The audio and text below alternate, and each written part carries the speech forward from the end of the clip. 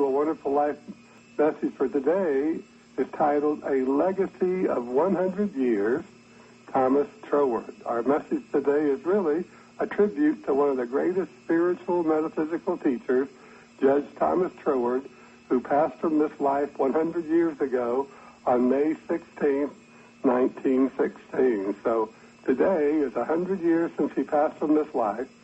And Thomas Troward was born in Punjab, India in 1847 of British parents, Albany and Frederica Troward.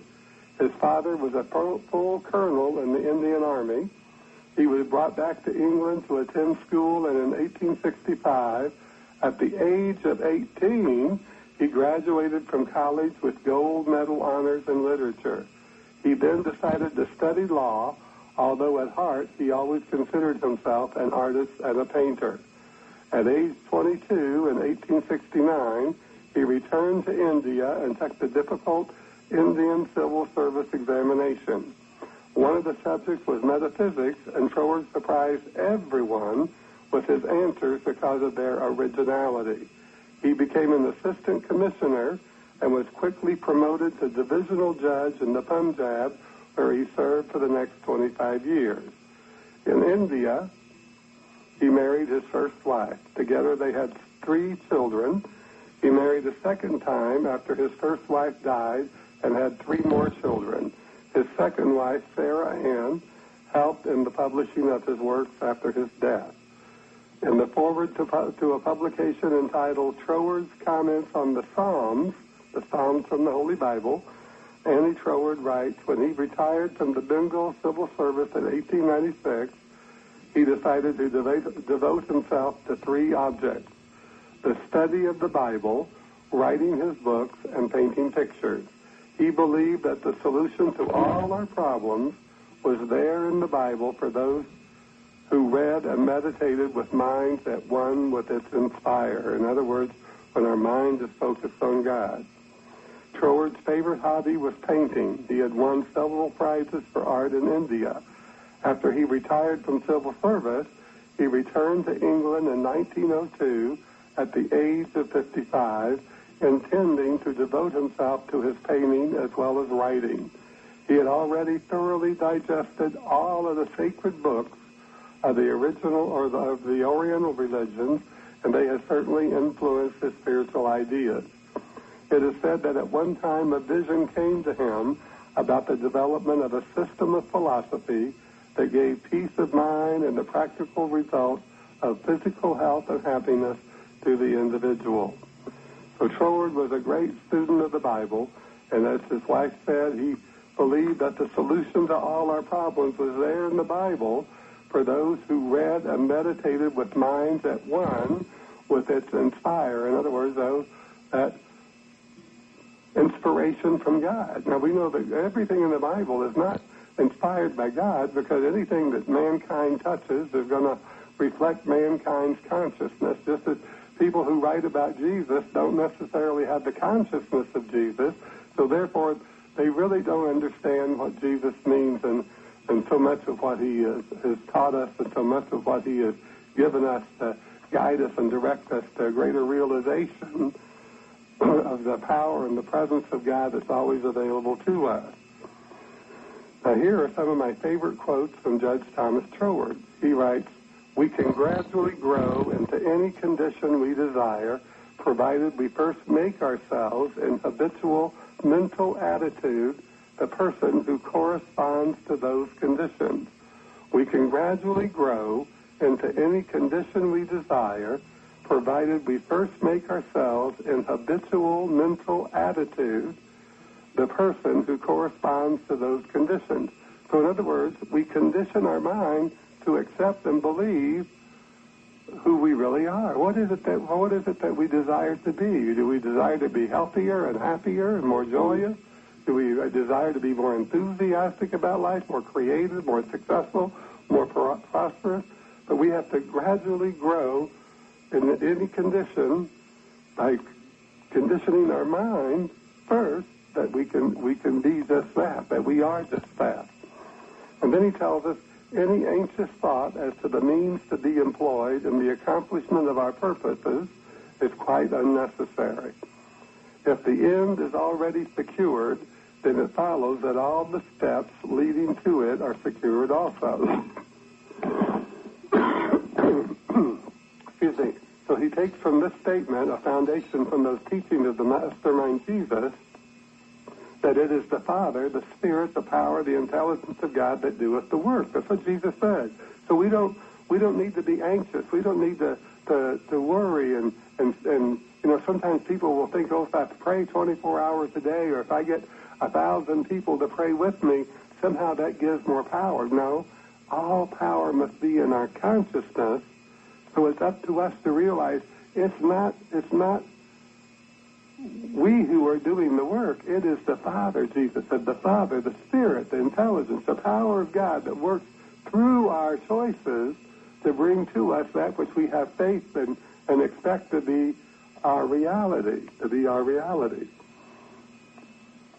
William James, the great philosopher, in his essay, The Principles of Psychology, said, seek out that particular mental attitude which makes you feel most deeply and vitally alive. Seek out that particular mental attitude which makes you feel most deeply and vitally alive, along with which comes the inner voice which says, this is the real me. This is the real me. And when you have found that attitude, follow it. When you have found that attitude, follow it. Seek out that particular mental attitude or attribute which makes you feel most deeply and vitally alive. In other words, it's up to us to begin to see ourselves as God sees us. How does God see you? Go look in the mirror. And you see your face, you see your hair, you see your eyes, you see your nose. And ask yourself, how does God see me? How does God see me? God doesn't see you as your face, your nose, your hair, your lips, your ears. God sees you as your heart, as you believe in your heart, as you feel in your heart, as you love in your heart, the joy that you have in your heart. God listens to our heart. We read that in the Old Testament, and we know that's the absolute truth, because the Spirit that's present, the intelligence, is always seeking to know and to bring forth into our life experience that which we really believe to be true for us, and then our heart is where we hold that truth. As the great Dr. Joseph Murphy used to say, the heart is the symbol of our subconscious mind. So let's go back to Thomas Troward. Any anxious thought as to the means to be employed in the accomplishment of our purposes is quite unnecessary. If the end is already secured, then it follows that all the steps leading to it are secured as well. So we know, just as Jesus said, believe that you have it, and it will be yours. Believe that you have it. If you can believe that you have it, that means it's already available. It's there. It's ready. It's waiting for us. God has already prepared for us that greater good that we want to realize for ourselves, but it's up to us to keep the faith, so our faith, like a magnet, will draw it into our life experience.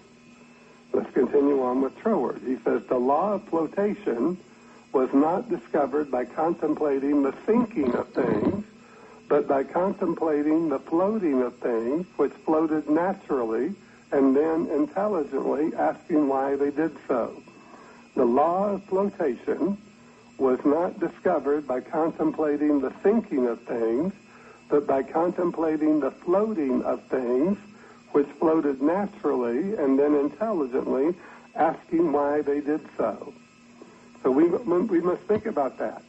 What is it that we want? Let's contemplate what it is that will create that for us, what will cause that for us, what we can understand and believe to be true about that thing that we want to realize, and not think about what it is that we don't have, what's wrong, or what's troubling, but let our mind discover through contemplation the why of the greater things still, the better things, the wonderful things. We can all make our best better. We all have that within us. We can make our best better. So let's go to the next quote from Judge Thomas Troward. It becomes, therefore, the most important of all considerations, with what character we invest in the universal mind. For since our relationship to it is purely subjective, it will infallibly bear to us exactly that character which we impress upon it. In other words, it will be to us exactly what we believe it to be. And we read in the Scripture, believe that I am and I will be. In other words, God will give us whatever it is. God will bring into our life experience whatever it is that we believe to be true. And just as William James was telling us, it's up to us to seek out that particular mental attribute which makes us feel most deeply and vitally alive, along with which comes the inner voice that says, this is the real me. So as Troward tells us, universal mind, which is spirit. Mind is just another word for spirit, the great invisible, the intelligence, the power, all the great invisible attributes of God. He says our relationship to it is purely subjective. It will infallibly bear to us exactly that character which we impress upon it. In other words, it will be to us exactly what we believe it to be. In other words, just as we mentioned earlier, God listens to our heart. God doesn't judge the way men judge. God doesn't see us the way men sees us. God doesn't see us the way mankind has conditioned its mind to accept us. God listens to our heart. God listens to our heart. Now, in the later years of his life, Dr. Wayne Dyer quoted often from the books written by Thomas Troward. I don't know how many of you are familiar with Dr. Wayne Dyer, but he was a great philosopher and a great teacher. And the spiritual living, New Thought, and progressive Christianity movements all owe a debt of gratitude to the spiritual awareness shared with us by Troward. For those who truly want an intelligent understanding of the Holy Bible and certain books of the Torah, the study of Troward's writings are an absolute must. His understanding of our relationship to universal mind embodied a similarity to that of the mastermind Jesus, the Buddha, and Krishna that was devoid of any religiosity or prejudice. So we must take that into our mind and realize that with faith comes freedom. With truth comes freedom.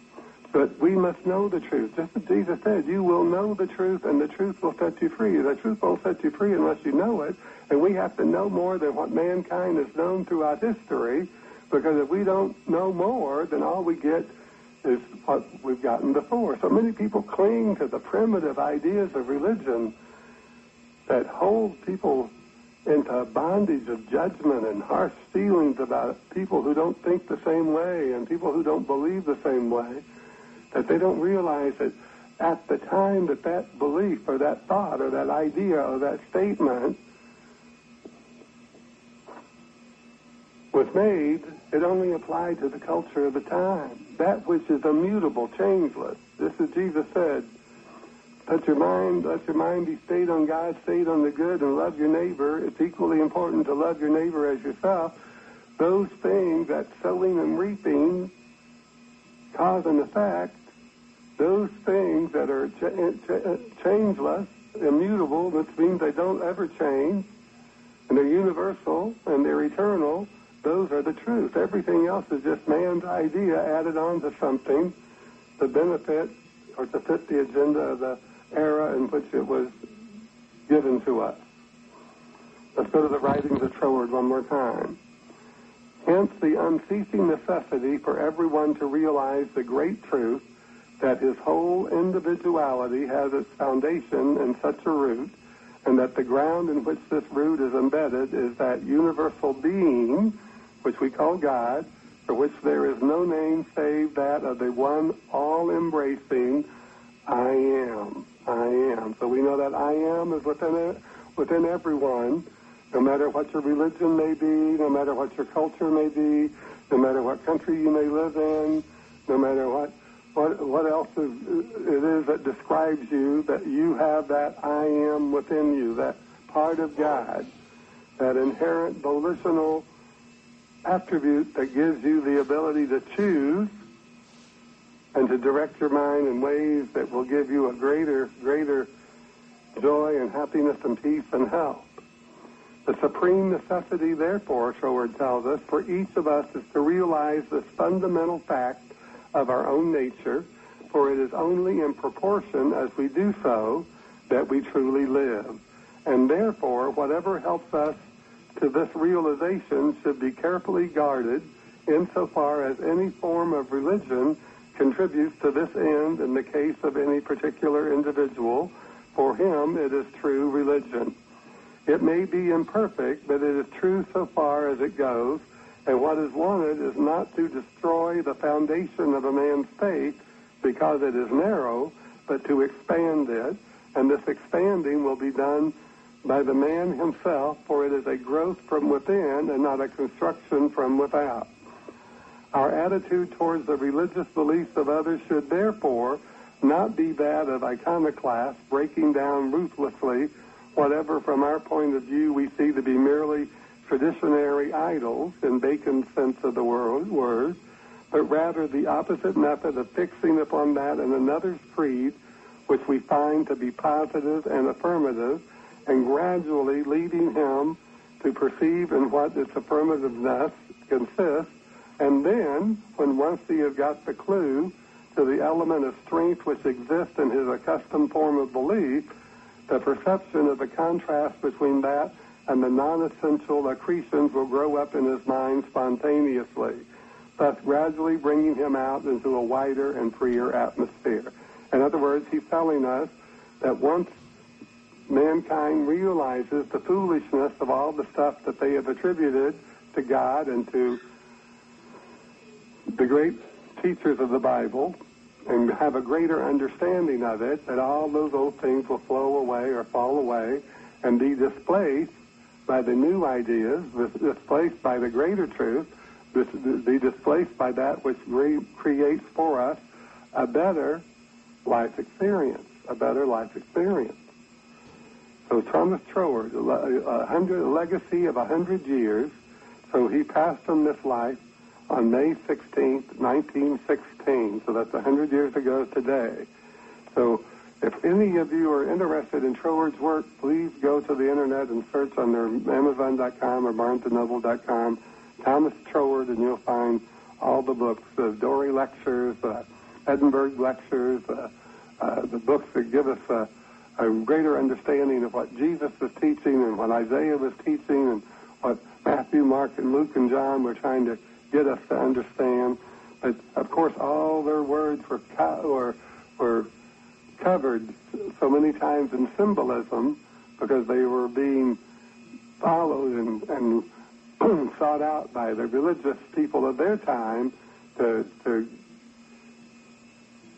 find them blasphemous or find them doing something that was against the laws of the time so that they could prosecute them and get them out of the way, because this new philosophy that Jesus has given us, this new idea, this higher truth, had a lot of people scared, a lot of people worried, just as today you find people clinging to those old-time religious nonsensical things that make no sense whatsoever. But we got to leave them right where they are and let them discover within themselves that greater truth that brings freedom and love and joy and hope and happiness to everyone. So let's go back and look at those words from Thomas Troward one more time. We can gradually grow into any condition we desire. That means health and happiness and prosperity, creative expression and success, provided we first make ourselves in habitual mental attitude the person who corresponds to those conditions. In other words, if we start seeing ourselves as the person who is successful, the person who is healthy, the person who is creative, the person who is happy, then we will see ourselves realizing just that. It says, any anxious thought as to the means to be employed in the accomplishment of our purposes is quite unnecessary. If the end is already secured, then it follows that all the steps leading to it are secured as well. So what he's telling us is this exactly what Jesus is telling us. It is the Father, it is the universal mind, spirit, intelligence, and power that doeth the work. It's that law of sowing and reaping at work in everyone's life, that even though we can't see it, just as we can't see the law of gravity at work in our lives, It is there, it is present, it is always present, and it is always causing something to happen based on what we sow into this universal mind, this universal spirit, which gives back to us exactly what we believe to be true for us. And he tells us, and this is a simple example, the law of flotation was not discovered by contemplating the thinking of things, but by contemplating the floating of things, which floated naturally and then intelligently, asking why they did so. In other words, we must contemplate what it is that we want to experience, what we want to be, to do, and to have, and not what we don't. Now, Troward taught that we should respect religion as it served primitive mankind, but that we must free ourselves from the religious dogma that separates us from our inherent potential to realize the freedom in knowing that we have access to individual power as our mind becomes in tune with the infinite. As the mastermind Jesus stated, that I within you and me, that I am within you and me, and the Father, that is the Spirit, are one. And in this oneness, we realize that the teachings of Troward increases our knowing of the truth that will set us free. And this truth that Troward discovered through study and meditation has done just that for the past 100 years for so many people. And so it is. Amen.